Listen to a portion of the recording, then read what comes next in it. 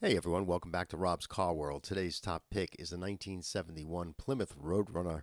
Found this car in New York State. Let's go check this car out. Found this car a little while ago out in New York State, in Jamestown, New York. That's home of Lucille Ball. So if you head out there, go make sure you go see their museum. It's a 1971 Plymouth Roadrunner. It's the first year of the second generation B body. This design with its beautiful chrome bumper was only available from 71 to 72. And then in 73, the bumper standards started getting a little crazy. And I think the car got a little ugly as far as I'm concerned. But the 71 and 72, this wraparound chrome bumper is a one piece bumper with an insert grille. I think it's just so beautiful. It's even at a little bit of an angle, too. So the car looks like it's leaping at you, standing still. You don't see many of these around. You really don't. And when you do, they're big money.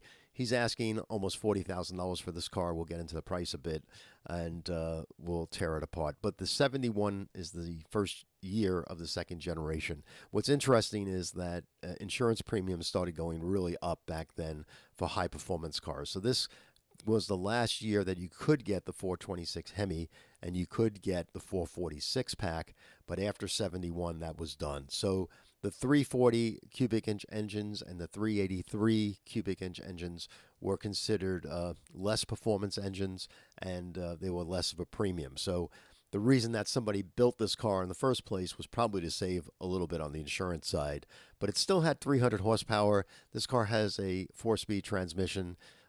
It get out of your way, and it does have the air grabber hood scoop, which is pretty cool. That same hood scoop was available on the, and there's a Hemi Roadrunner from 1971, and it's got that air grabber, the same air grabber hood scoop that this car has. So that in itself, just this hood alone and the assembly for the hood and also for the carburation and all that stuff, that's worth a couple $1,000s right there easily. So the car has a pedigree to it. This car, again, is somebody that bought this car out in California. I think it's definitely a dealer. He provides the VIN, which is nice, and gives some nice photos. He does go out of his way to some good photos and such. Um, we'll talk about the price once we finish going through the photos a bit, and please provide your comments in the video below. It has like I said, that air grabber hood scoop. It's got the hood pins. I'm not sure if those are the original hood pins, but it is a nice, good looking car. It's got the strobe decal on the back. Car was repainted, so the restoration was the body. The undercarriage looks to be original, as well as the engine bay looks to be original, and the trunk area as well. Aftermarket wheels, which was kind of popular back then. That doesn't bother me as much. The rear bumper was also restyled, and the taillights were, recessed in the bumper. Somewhat reminds me of like a 68 Pontiac Tempest, but the car did have a more aerodynamic look. The front A-pillars were raked back a bit, and it was a sweeping rear end, and the car was very successful in NASCAR as well. So the car had a lower coefficient of drag compared to the previous generation in 1969. But we'll get into the trunk a bit. He provides another photo. But again, it looks like an exterior paint work. The interior looks beautiful. A couple things, trim pieces that aren't really stretched as nicely as they should. But I'm being overly critical because of the price. And there's the trim pieces in the back sail panel, and here in the door panel here needs to be stretched and all. No big deal, but if it was my car, I would have done that before I put the car for sale. So he's looking to get out of this car because he probably expensed a lot of money to bring this in from California as well. So, but overall, an honest-looking car. He provides a lot of photos, which is always welcomed. He doesn't have a center console, but that's kind of cool because you got almost like a bench seat here. Dashboard looks to be very original. I was told that this second generation B bodies interiors are hard to source because there wasn't many built and not as popular as the first generation. So that might have improved itself over the past 10 years. But that was what I remember people telling me about this, generation. Uh, and as the back seat, again, the same issue with the rear sail panel here. The material needs to be stretched out. That looks to be original, and the door panel here looks to be updated, as well as the interior looks to be new as well. The engine bay looks really cool. The air cleaner and all that looks to be original. This is a better photo. I don't see any rust. It almost looks like that engine was never out of its bay area. So I like the engine photo. I think that's a very positive photo of the car. Getting me a little closer to the $39,000, but it's still a little on the high side.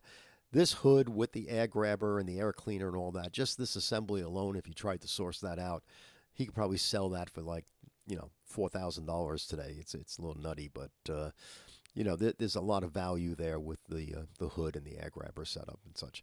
The undercarriage looks original, which is okay, but it's going to be begging for some attention when you bring this car home. Front suspension, and things like that. This looks to be like the gas lines that are in the car. I don't believe that's the brake lines. That's the gas lines. So, things like that you want to refresh when you get this car home to make it safe. Looks like the exhaust system was upgraded. That's cool. Probably very loud. And the rear looks nice. I don't see any rust in the typical areas back there. There might be a little body work on this sill, maybe some Bondo, but that might just be reflection in the light as well. Again, I'm being very critical because it's a $40,000 car. Undercarriage looks nice. Looks like he's got a collection of Mopars. So again, he's a dealer. This photo looks to be summertime or spring, so the photos don't look current. And he opens up the door very close to his other Mopar that he has there. So you got to be careful for that. You can see the car was repainted. Nicely done. He may have included this photo to show how nice the door jambs were done. So that's cool. I like it. Missing some, stickers and all, but you can buy all that if you want to. He's showing us this photo to show there's no rust on the door, which is fine. And again, opens up his door really close to the other car. I get a little scared on that.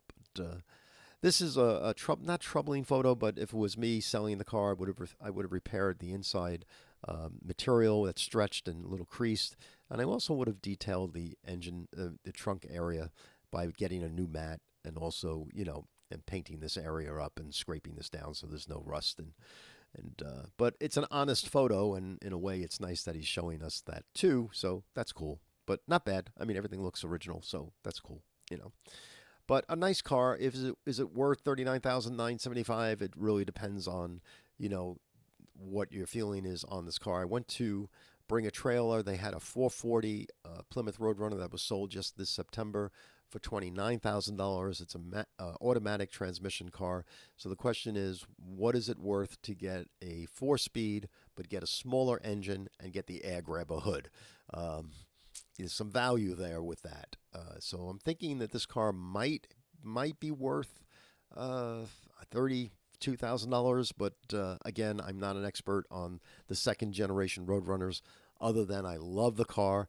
He seems to be in a ballpark that gets my interest, but once I go over $30,000 for anything, I'm going out there personally to look at the car and probably get to the Desilu Museum as well out in Jamestown. So, but that's it. Thanks very much for joining us today. If you'd like to go find this car on Craigslist, you just go right here to Craigslist in Jamestown, New York, punch in 1971 Plymouth Roadrunner, and this car will come popping at you. If you're not already a subscriber for this channel, please subscribe. We'd love to see you here, and we have a nice growing every day, and 517 subscribers with a new page like this, where I think this is doing great. Please share this with friends that love cars. That's how we're going to grow this, by word of mouth and getting this out there to other people. I've been doing shorts every day too. Hope you enjoy those as well. And we're going to be hunting down cars every day. I must find 15, 20 cars a day that I like to post on here, but I pick the best one that I find and just keep going. So thanks again for joining us today. I'll see you again real soon.